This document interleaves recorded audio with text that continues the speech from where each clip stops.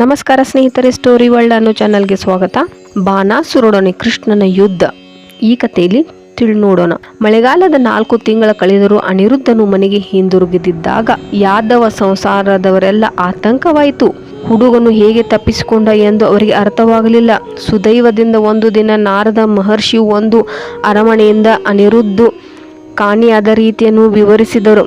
ಅನಿರುದ್ಧನನ್ನು ಬಾಣಾಸುರನ ರಾಜಧಾನಿ ಶೋಣಿತಪುರಕ್ಕೆ ಹೇಗೆ ಕರೆದುಕೊಂಡು ಹೋಗಲಾಯಿತು ಮತ್ತು ಅನಿರುದ್ಧನು ಬಾಣಾಸುರನ ಸೈನಿಕರನ್ನೆಲ್ಲ ಸೋಲಿಸಿದರು, ಬಾಣಾಸುರನು ಅವನನ್ನು ಹೇಗೆ ಸೆರೆ ಹಿಡಿದ ಎನ್ನುವುದು ಅವರು ವಿವರಿಸಿದರು. ಅವರು ವಿವರವಾಗಿ ಇಡೀ ಕಥೆಯನ್ನು ಹೇಳಿದರು.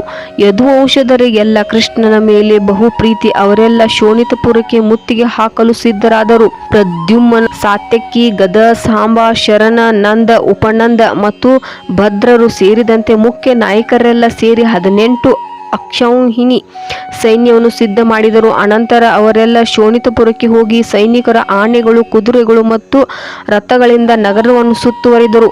ಯಾದವ ಸೈನಿಕರು ಗೋಡೆಗಳನ್ನು, ದೊಡ್ಡ ಬಾಗಿಲುಗಳನ್ನು ಒಡೆಯುತ್ತಾ, ಉಪವನಗಳನ್ನು ಹಾಳು ಮಾಡುತ್ತಾ ಇಡೀ ನಗರವನ್ನೇ ಮುತ್ತಿ ಹಾಕಿದರು ಎನ್ನುವ ಸುದ್ದಿ ಬಾಣಾಸುರನಿಗೆ ತಲುಪಿತು. ಬಹು ಕೋಪಗೊಂಡ ಯದು ಸೈನಿಕರಷ್ಟೇ ಸಮರ್ಥರಾದ ತನ್ನ ಸೈನಿಕರಿಗೆ ಅವರನ್ನು ಎದುರಿಸುವಂತ ಅಪ್ಪಣೆ ಮಾಡಿದನು. ಶಿವನಿಗೆ ಬಾಣಾಸುರನಲ್ಲಿ ಎಷ್ಟು ಕರುಣೆ ಎಂದರೆ ತನ್ನ ಧೀರ ಮಕ್ಕಳಾದ ಕಾರ್ತಿಕೇಯ ಮತ್ತು ಗಣಪತಿಯೊಂದಿಗೆ ಬಂದು ಬಾಣಾಸುರನ ಸೈನ್ಯದ ದಳಪತಿಯಾದರು. ತನ್ನ ಪ್ರೀತಿಯ ವಾಹನ ನಂದೀಶ್ವರನ ಮೇಲೆ ಕುಳಿತು ಶಿವನು ಕೃಷ್ಣ ಮತ್ತು ಬಲರಾಮರ ವಿರುದ್ಧ ಹೋರಾಟಕ್ಕೆ ನಾಯಕನಾದನು. ಒಂದು ಕಡೆ ತನ್ನ ಧೀರ ಮಕ್ಕಳೊಂದಿಗೆ ಶಿವ, ಮತ್ತೊಂದು ಕಡೆ ದೇವತಂ ಪರಮಪುರುಷನಾದ ಕೃಷ್ಣ ಮತ್ತು ಅವನ ಅಣ್ಣ ಬಲರಾಮ. ಯುದ್ಧವು ಎಷ್ಟೋ ಘೋರವಾಗಿತ್ತು ಎಂದು ನಾವು ಊಹಿಸಿಕೊಳ್ಳಬಹುದು. ಹೋರಾಟವು ಎಷ್ಟು ಭಯಂಕರವಾಗಿತ್ತೆಂದರೆ ಅದನ್ನು ನೋಡಿದವರೆಲ್ಲ ಬೆರಗಾದರು. ಅವರ ದೇಹದ ಮೇಲೆ ಕೂದಲುಗಳು ನಿಮಿರಿ ನಿಂತವು. ಶಿವನು ನೇರವಾಗಿ ಕೃಷ್ಣನೊಡನೆ ಹೋರಾಡುವುದರಲ್ಲಿ ನಿರತನಾಗಿದ್ದನು. ಪ್ರದ್ಯುಮ್ನನು ಕಾರ್ತಿಕೇಯರೊಡನೆ, ಬಲರಾಮನು ಬಾಣಾಸುರನ ದಂಡನಾಯಕ ಕುಂಬಾಡನೊಡನೆ ಹೋರಾಡುತ್ತಿದ್ದನು. ಕೂಪಕರ್ಣನು ಕುಂಬಾಡನೊಡನೆ ಸಹಾಯ ಮಾಡುತ್ತಿದ್ದನು. ಕೃಷ್ಣ ಮಗ ಸಾಂಬನು ಬಾಣಾಸುರನ ಮಗನೊಂದಿಗೆ, ಬಾಣಾಸುರನು ಯಾದವ ಸೈನ್ಯದ ದಂಡನಾಯಕ ಸಾತ್ಯಕಿಯೊಡನೆ ಹೋರಾಡುತ್ತಿದ್ದರು. ಹೀಗೆ ಯುದ್ಧವು ನಡೆಯಿತು. ಈ ಯುದ್ಧದ ಸುದ್ದಿಯು ವಿಶ್ವದೆಲ್ಲ ಹರಡಿತು. ಬ್ರಹ್ಮನ ಹಂತ ಊರ್ಧ್ವಲೋಕದ ದೇವತೆಗಳು, ಮಹರ್ಷಿಗಳು ಮತ್ತು ಇತರ ಪ್ರಾಜ್ಞರು ಯುದ್ಧ ಸ್ಥಳಕ್ಕೆ ಬಂದರು.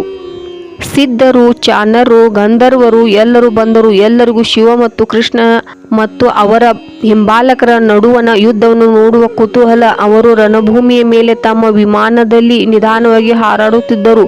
ಶಿವನಿಗೆ ಭೂತಗಳು, ಪ್ರೇತಗಳು, ಪ್ರೇಮಥರ, ಗುಹ್ಯಕರು, ಡಾಕಾನಿಯರು, ಪಿಚಾಚಿಗಳು, ಕುಷ್ಟಾಂಡರು, ಬೇತಾಳಗಳು, ವಿನಾಯಕರು ಮತ್ತು ಬ್ರಹ್ಮ ರಾಕ್ಷಸರು, ಇವರೆಲ್ಲ ಬಲಶಾಲಿ ಪ್ರೇತಗಳು ಮತ್ತು ನರಕದ ನಿವಾಸಿಗಳು ನೆರವುಂಟು. ಆದುದರಿಂದ ಅವನನ್ನು ಭೂತನಾಥ ಎಂದು ಕರೆಯುತ್ತಾರೆ. ಎಲ್ಲ ಪ್ರೇತಗಳಲ್ಲಿ ಬ್ರಹ್ಮ ರಾಕ್ಷಸರು ಬಹು ಬಲಶಾಲಿಗಳು. ಬ್ರಹ್ಮಾನರು ಪ್ರೇತಗಳಾದ ಬ್ರಹ್ಮ ರಾಕ್ಷಸರಾಗುತ್ತಾರೆ. ದೇವತಂ ಪರಮಪುರುಷನಾದ ಕೃಷ್ಣನು ತನ್ನ ಪ್ರಸಿದ್ಧ ಧನಾಸುನದ ಸಾರಂಗದಿಂದ ಹೊಡೆದು ಎಲ್ಲ ಪ್ರೇತಗಳನ್ನು ರಣರಂಗದಿಂದ ಓಡಿಸಿದನು. ಆಗ ಶಿವನು ತನ್ನ ಆಯುಧ ಅಸ್ತ್ರಗಳನ್ನು ದೇವತಂ ಪರಮಪುರುಷನ ಮೇಲೆ ಬಿಡಲು ಪ್ರಾರಂಭಿಸಿದರು. ಕೃಷ್ಣನು ಲೀಲಾಜಾಲವಾಗಿ ಈ ಅಸ್ತ್ರಗಳನ್ನು ಪ್ರತ್ಯಸ್ತ್ರಗಳನ್ನು ಉಪಯೋಗಿಸಿ ನಿವಾರಿಸಿದನು. ಅಣುಬಾಂಬಿನಂತೆ ಬ್ರಹ್ಮಾಸ್ತ್ರಕ್ಕೆ ಪ್ರತಿಯಾಗಿ ಇನ್ನೊಂದು ಬ್ರಹ್ಮಾಸ್ತ್ರವನ್ನು ಬಿಟ್ಟನು. ವಾಯುವಾಸ್ತ್ರಕ್ಕೆ ಪ್ರತಿಯಾಗಿ ಪರ್ವಶಾಸ್ತ್ರವನ್ನು ಬಿಟ್ಟನು. ಶಿವನು ರಣಭೂಮಿಯ ಮೇಲೆ ಪ್ರಚಂಡ ಮಾರುತವು ಬೀಸುವಂತೆ ಅಸ್ತ್ರವನ್ನು ಬಿಟ್ಟಾಗ ಕೃಷ್ಣನು ಅದಕ್ಕೆ ವಿರುದ್ಧವಾಗಿ ಪ್ರಚಂಡ ಮಾರುತವನ್ನು ಅಲ್ಲೇ ತಡೆಯುವ ಪರ್ವತ ಶಾಸ್ತ್ರವನ್ನು ಬಿಟ್ಟನು. ಹಾಗೆ ಶಿವನು ಭಯಂಕರ ಅಗ್ನಿಶಾಸ್ತ್ರವನ್ನು ಬಿಟ್ಟಾಗ ಕೃಷ್ಣ ಪ್ರತಿಯಾಗಿ ಭಾರೀ ಮಳೆಯನ್ನು ಕರೆಯುವ ವರುಣ ಶಾಸ್ತ್ರವನ್ನು ಬಿಟ್ಟನು. ಕಡೆಗೆ ಶಿವನು ತನ್ನ ಸ್ವಂತ ಅಸ್ತ್ರವಾದ ಪಾಶುಪಶಾಸ್ತ್ರವನ್ನು ಬಿಟ್ಟಾಗ ಕೃಷ್ಣನು ಕೂಡಲೇ ನಾರಾಯಣ ಶಾಸ್ತ್ರವನ್ನು ಪ್ರತಿಯಾಗಿ ಬಿಟ್ಟನು. ಶಿವನಿಗೆ ಕೃಷ್ಣನನ್ನು ಯುದ್ಧ ಮಾಡಿ ತೀರ ಕಿರಿಕಿರಿಯಾಯಿತು.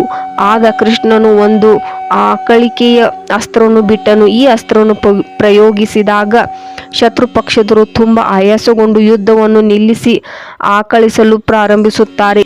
ಈ ಅಸ್ತ್ರವನ್ನು ಪ್ರಯೋಗಿಸಿದಾಗ ಶತ್ರುಪಕ್ಷದವರು ತುಂಬ ಆಯಾಸಗೊಂಡು ಯುದ್ಧವನ್ನು ನಿಲ್ಲಿಸಿ ಆಕಳಿಸಲು ಪ್ರಾರಂಭಿಸುತ್ತಾರೆ.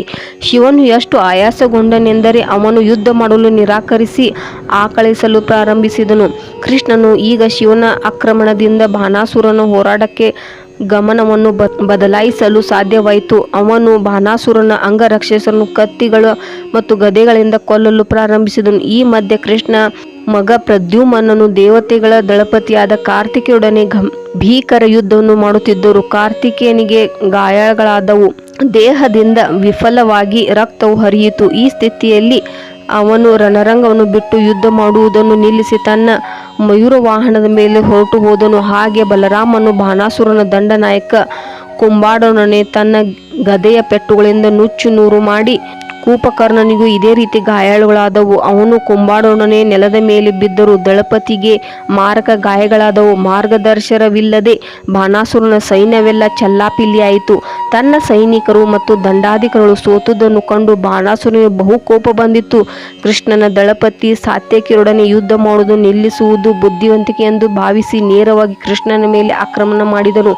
ತನ್ನ ಸಹಸ್ರಾರು ಬಾಹುಗಳನ್ನು ಬಳಸಲು ಈ ಅವಕಾಶ ಒದಗಿತ್ತು. ಅವನು ಏಕಕಾಲದಲ್ಲಿ 500 ಬಿಲ್ಲುಗಳನ್ನು 2000 ಬಾಣಗಳನ್ನು ಬಳಸುತ್ತಾ ಕೃಷ್ಣನ ಕಡೆಗೆ ನುಗ್ಗಿದನು. ಇಂಥ ಮೂರ್ಖನಿಗೆ ಕೃಷ್ಣನ ಶಕ್ತಿಯನ್ನು ಅಳೆಯಲು ಬರುವುದೇ ಇಲ್ಲ. ನಿರಾಯಾಸವಾಗಿ ಕೃಷ್ಣನು ಬಾಣಾಸುರನ ಎಲ್ಲ ಬಿಲ್ಲುಗಳನ್ನು ಎರಡೆರಡರಾಗಿ ತುಂಡು ಮಾಡಿದನು. ಅವನು ಮುಂದಕ್ಕೆ ಸಾಗದಂತೆ ಅವನ ರಥವು ಕುದುರೆಗಳ ನೆಲದ ಒರಗುವಂತೆ ಮಾಡಿದನು. ರಥವು ಚೂರು ಚೂರಾಯಿತು. ಇದಾದ ನಂತರ ಕೃಷ್ಣ ತನ್ನ ಪಾಂಚಜನ್ಯ ಶಂಖವನ್ನು ಓದಿದನು. ಹೀಗೆ ಯುದ್ಧವು ಮುಂದುವರಿಯುತ್ತದೆ. ಕೃಷ್ಣನು ಬಾಣಾಸುರನು ಹೇಗೆ ಕೊಲ್ಲುತ್ತಾನೆ ಎಂದು ಮುಂದಿನ ವಿಡಿಯೋದಲ್ಲಿ ನೋಡೋಣ. ಈ ಕಥೆ ನಿಮಗೆ ಇಷ್ಟವಾಗಿದ್ದಲ್ಲಿ ಲೈಕ್ ಮಾಡಿ, ಶೇರ್ ಮಾಡಿ ಮತ್ತು ಸಬ್ಸ್ಕ್ರೈಬ್ ಮಾಡಿ. ಹರೇ ಕೃಷ್ಣ, ಹರೇ